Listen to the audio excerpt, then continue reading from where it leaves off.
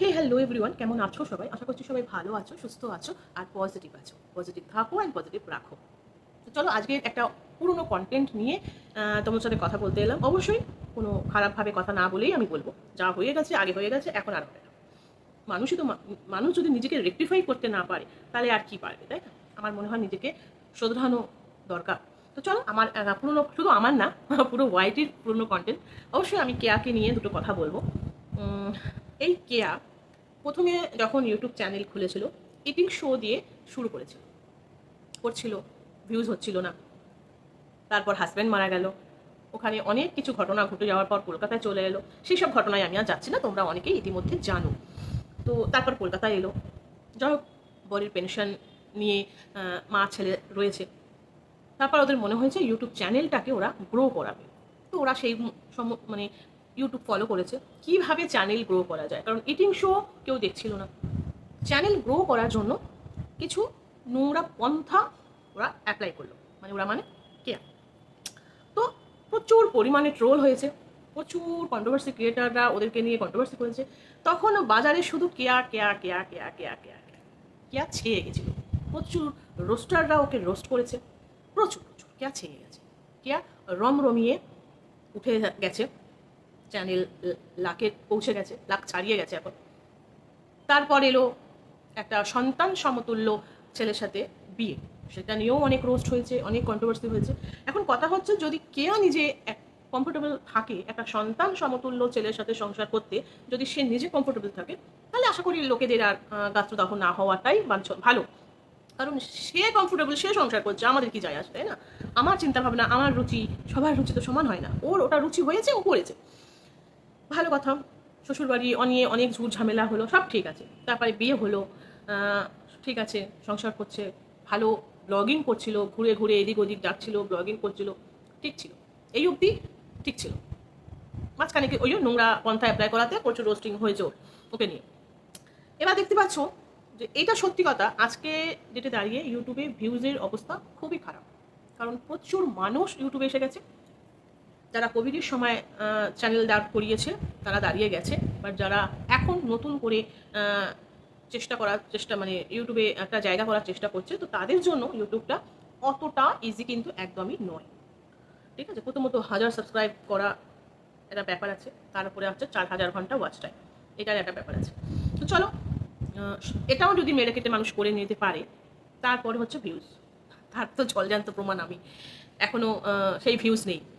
তো সত্যি লোকে ভালো জিনিস দেখে না, লোকে ওই নোংরামো দেখে। ওই প্রীতম, রিমি, এদের মতন ফ্যামিলিদের মধ্যে নোংরামোগুলো চলে, ওই নোংরামোগুলোই দেখে। আর দেখে যারা কাপড় খুলে নোংরামো করে তাদের দেখে। তো কেয়া ভিউজ নেই বলে ও আবার সেই পুরনো পন্থা অ্যাপ্লাই করছে। না, আমি এখানে কাউকে গালিগালাজ দেবো না, খারাপ কিছুই বলবো না, তাই আমি নাম নিয়েই বলছি। আমার মনে হয় কিছু হবে না, কারণ আমি যদি খারাপভাবে না বলি, কারোরই গায়ে লাগার কথা নয়। আমি আমার রুচিবোধ, আমি আমার ভদ্রতা নিয়েই কথা বলবো। তো ও আবার সেই পুরনো পন্থায় ফিরে এসেছে। তো আমি শুধু এটুকুই বলবো, কেয়া, আমি জানি ভিউজ সত্যি খুব অবস্থা খারাপ ভিউজের, কিন্তু আর নিজেকে খেললির পাত্রে করো না। কারণ তোমার এই নোংরা পন্থার জন্যই কিন্তু তোমাকে নিয়ে প্রচুর লোকে প্রচুর কন্ট্রোভার্সি করেছে। আমি জানি তুমি ব্লগিংই দিচ্ছিলে, কিন্তু ব্লগে ভিউজ হচ্ছে না। হ্যাঁ, সেই সকালবেলায় ব্লগ আপলোড করলে বেলার শেষে গিয়ে দেখা যাচ্ছে মেরে কেটে 1000, 1500, 2000 ভিউজ হচ্ছে। তো আমি বলি কি, ইউটিউব যেমন ব্লগিং করছো করো, ছেলেটা তো যথেষ্ট বড় হয়েছে, 25-26 বছর বয়স হয়ে গেছে, ছেলেটাকে একটা কাজের ব্যবস্থা করো। ছেলেকে আমি জানি না তুমি কেন এত বড় একটা ছেলেকে বিনা কাজ করিয়ে তুমি এখনো তাকে বসে বসে খাওয়াচ্ছ। এটা তোমার জন্য কতটা ভালো হচ্ছে আমি জানি না, কিন্তু তুমি তোমার ছেলের ভবিষ্যৎটা নষ্ট করছো। তো যথেষ্ট এলিজিবল তোমার ছেলে, পড়াশুনো শিখেছে, চাকরি একটা ও পেয়ে যেতেই পারে। তো ছেলের একটা চাকরির ব্যবস্থা করো। আর ইউটিউবটা যেমন তুমি করছো, ছেলে যেমন তোমার ইউটিউবের টেকনিক্যাল ব্যাপারগুলো দেখছে, দেখো। তুমি যেমন ঘরে ব্লগিং করছো করো না, 2000 ভিউজ হোক না, যেরকম হচ্ছে হোক, কিন্তু প্লিজ এই নোংরামগুলো করো না। দেখো, বয়স তো তোমার হয়েছে, একটা বয়সের পর আমি জানি না তোমার এইগুলো মনে হয় কিনা আমি জানি না, এই যে তুমি আবার এই নোংরা পন্থায় নেমে পড়েছো, এই তোমার ভিডিওগুলো তো তোমার ছেলে এডিটিং করছে, তাই না? আমি আমি বুঝতে পারি না, তোমার কি একটু লজ্জা করে না? তোমার ছেলে যখন তোমার এই ভিডিওগুলো এডিট করে, তোমার ছেলে যখন তোমার খোলা পিঠ দেখছে, এডিট করছে, তোমার বক্ষ যুগল এডিট করছে, তোমার কি একটু লজ্জা করছে না? একটা 25-26 বছরের ছেলে যখন এই ভিডিওটা এডিট করছে, এবং টাইটেলটাও ভীষণ বাজেভাবে দিচ্ছে তোমার ছেলে। তো হ্যাঁ, তোমার ছেলে কাউকে রিপ্লাই করে না, কাউকে নিয়ে খারাপ কথা বলেনি, কিন্তু আমি শুধু একজন মানুষ হিসেবে তোমাকে এটুকুই বলতে পারি, একটু মানবিকতা দেখাও। ছেলের সামনে এরকম নোংরা ভিডিও করো না প্লিজ। ছেলে বড় হয়েছে, দেখো তুমি যাকে বিয়ে করেছো তোমার থেকে বয়সে অনেকটাই ছোট, যাই হোক বিয়ে করেছো, এখন সে তোমার স্বামী। স্বামীকে হয়তো তুমি মানিয়ে নিতে পারলে, ছেলেও সবই জানে, মেনে নিয়েছে, কিন্তু আমার ছেলের সহমত আছে বলেই তুমি এগুলো করতে পারছো। ছেলের যদি সহমত না থাকতো তুমি এগুলো করতে পারতে না। দেখো আমার ঘরেও একটা 23 বছরের ছেলে আছে। আমি যদি ওরকম নোংরামো ভিডিও করতাম, আমার ছেলে আমাকে বলতো তোমাকে ইউটিউব করতে হবে না, ঠিক আছে? কারণ আমি কন্ট্রোভার্সি আমার ছেলে আমাকে করতে দেয় না, বলে তোমাকে কন্ট্রোভার্সি করতে হবে না, তুমি পারবে না, তুমি সেই লেভেলে নেমে তুমি কন্ট্রোভার্সি করতে পারবে না। তো তোমার দরকার নেই, তুমি ব্লগিং করলে করো। আমার ছেলে আমাকে বলে দিয়েছে তুমি এইগুলোর ওপর করো, তুমি তোমার হবিস দেখাও, তুমি গাছের ওপর ভিডিও করো, তুমি তোমার কুকিং চ্যানেল করো, সব করো, কিন্তু তুমি কন্ট্রোভার্সি ছেড়ে দাও। তো আমি মানছি তোমার ছেলের সহমত আছে বলেই তুমি করছো। আমি জানি না, এবার আমি ছেলেকে দুটো কথা বলি যে বাবু, তুই তো ছেলে, তোর তো তোর এতটুকু খারাপ লাগছে না মার এরকম ভিডিও দেখতে? আমি কিন্তু তোদের যথেষ্ট ভদ্রভাবেই কথা বলছি। হ্যাঁ, তোর খারাপ লাগছে না মার খোলা পিঠ দেখতে? তোর খারাপ লাগছে না মা ব্লাউজ ছাড়া শাড়ি পরে ভিডিও করছে? তোর খারাপ লাগছে না?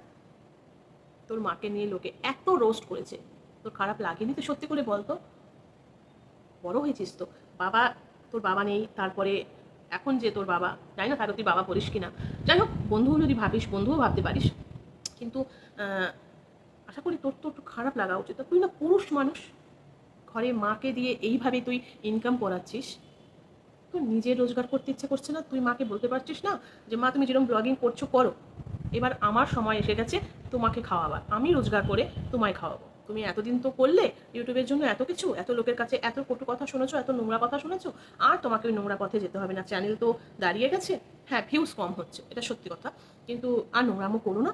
এবার আমি রোজগার করি, তুমি খাও, এইটুকু কি তুই সন্তান হয়ে বলতে পারছিস না? তাহলে তুই কেমন সন্তান? তাহলে আমি বলবো তুই সন্তান হওয়ার যোগ্য নস বাবু। কারণ প্রকৃত সন্তান কখনো মাকে দিয়ে এইরকম ভিডিও করাবে না, বুঝতে পারছিস? যথেষ্ট বড় হয়েছিস, এরপর যখন তোর সংসার হবে তুই কি পারবি তোর বউকে দিয়ে এইগুলো করাতে, এরকম ভিডিও করাতে? ভাবিস তো। আমি কিন্তু তোদেরকে কোনো খারাপ কথা বলছি না, কোনো স্ল্যাং ইউজ করছি না, কোনো রাফলি বলছি না, যথেষ্ট ভদ্রভাবে বলছি, কারণ আমার ঘরেও ছেলে আছে, আমিও একজন ছেলের মা, জানি পয়সার দরকার, কিন্তু তুই কাজ কেন করছিস না? তুই রোজগার কেন করছিস না? আমার ছেলে শুধু পড়াশুনো করছে বলে রোজগারটা করছে না, মানে আমার ছেলে যদি পড়াশুনো বাদ দিয়ে যদি ঘরে বসে থাকে, আমি কখনো ঘরে বসে থাকতে দেবো না। 5 টাকা রোজগার করলেও কর, শেখ, রোজগার করা শেখ। তাই তুই যদি 5 টাকাও রোজগার করে আনিস তাও কর, কিন্তু মাকে দিয়ে এরকম নোংরা ভিডিও করাস না। তোর সহমত না থাকলে তোর মা এই কাজ করতে পারবেই না, কারণ ছেলে এখন গার্জিয়ানের সময়। কারণ একটা সময়ের পর যখন মেয়েদের ধাপে ধাপে গার্জিয়ান বদলায়, প্রথম ধাপে থাকে বাবা, দ্বিতীয় ধাপে থাকে স্বামী, আর তৃতীয় ধাপে থাকে ছেলে। তো এখন তোর মার তৃতীয় ধাপে তুই তোর মার গার্জিয়ান, তাই না? তো গার্জিয়ান হয়ে যখন তুই অ্যালাউ করছিস তোর মাকে এই কাজগুলো করতে, তখন তোকে আমি একজন সুসন্তান বলতে পারছি না, সরি, তোকে আমি সুসন্তান কখনো বলতে পারবো না যদি তুই এইরকম তোর মাকে দিয়ে ভিডিও করাস। তো সময় আছে, আর মাকে দিয়ে এরকম ভিডিও করাস না। বাবার পেনশন পাচ্ছিস, যেরকম মা ব্লগিং করছে মাকে বল সেই রকমভাবে ব্লগিং করতে। এবার বাকি টাকা ইনকামের চেষ্টা তোকে করতে হবে, তোকে সুপুত্র হতে হবে, কুপুত্র নয়। মার পয়সায় খাচ্ছিস আর মাকে দিয়েই নোংরামো ভিডিও করাচ্ছিস, এটা কি একটা সুপুত্রের পরিচয় হলো? হলো না, তাই না? তো আমার মনে হয় তোর একটু কাজ করার দরকার আছে।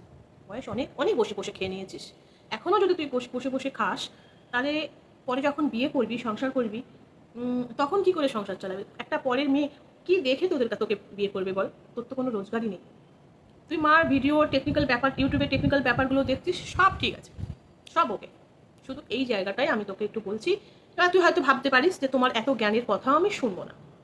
দেখ, আমি আমার ভদ্রতা রেখে তোকে বলার চেষ্টা করলাম বা তোর মাকে বলার চেষ্টা করলাম।